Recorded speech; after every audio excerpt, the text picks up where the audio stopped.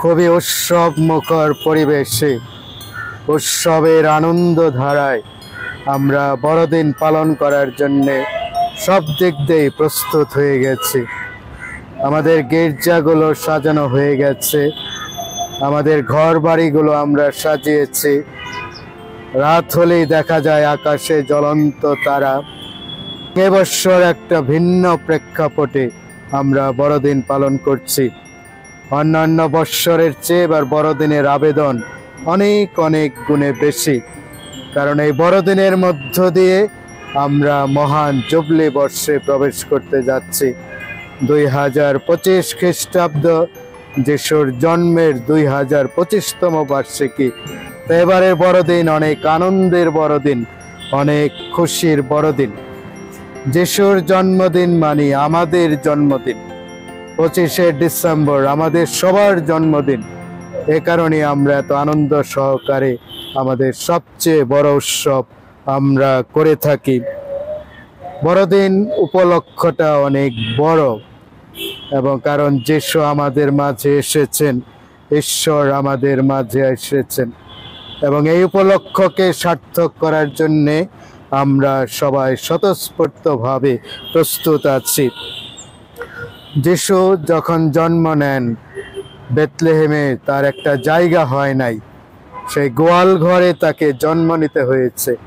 সাধু যোসেফ কুমারী মারিয়াকে নিয়ে কত দাঁড়ে দাঁড়ে গিয়েছে, কিন্তু তার জায়গা হয় নাই। এই 2024 খ্রিস্টাব্দের বড়দিনে আমরা যেন যিশুকে জায়গা করে দেই। আমরা যদি পাপের মধ্যে থাকি, আমরা যদি অন্ধকারে থাকি, তাহলে তো যিশু জায়গা পাবে না। যিশু এই পৃথিবীতে এসেছেন কুমারী মারিয়ার মধ্য দিয়ে। একটা নিষ্পাপ অমলোদ্ভবা গর্ভে তার জন্ম হয়েছে, যেখানে কোনো পাপ ছিল না। তাই আমরা যেন এবারে বড়দিন পাপ শূন্য অবস্থায় বড়দিন পালন করতে পারি, তবে এই বড়দিন হবে আমাদের জন্য সার্থক, আমাদের জন্য সফল।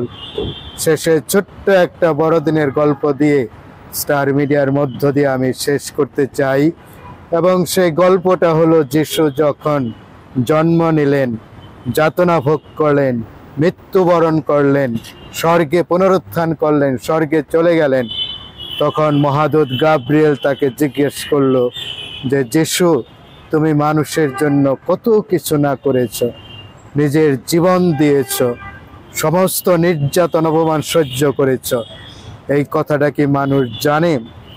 তখন যিশু বলেছেন, না, সবাই জানে না, অল্প কিছু মানুষ জানে। তখন দূত যিশুকে বললেন, সবাই যেন জানতে পারে সেই জন্য তুমি কি ব্যবস্থা রেখে এসেছ? তখন যিশু বলেছিলেন, আমার মাকে আমি রেখে এসেছি, আমার শিষ্যদের আমি রেখে এসেছি, তারা মানুষদের বলবে। তখন স্বর্গদূত বললেন, যদি তারাও ভুলে যায়, তখন বললেন যে আমার অনুসারীরা আছে, আমার ভক্তরা আছে, এবং আমরা হলাম যিশুর অনুসারী, আমরা হলাম যিশুর ভক্ত। যিশু আমাদের দায়িত্ব দিয়েছেন তার জন্মের সুসংবাদ আমরা সবার কাছে যেন ছড়িয়ে দিতে পারি। স্টার মিডিয়ার মধ্য দিয়ে আমি সবাইকে খ্রিস্টীয় নববর্ষ এবং শুভ বড়দিনের শুভেচ্ছা জানাই।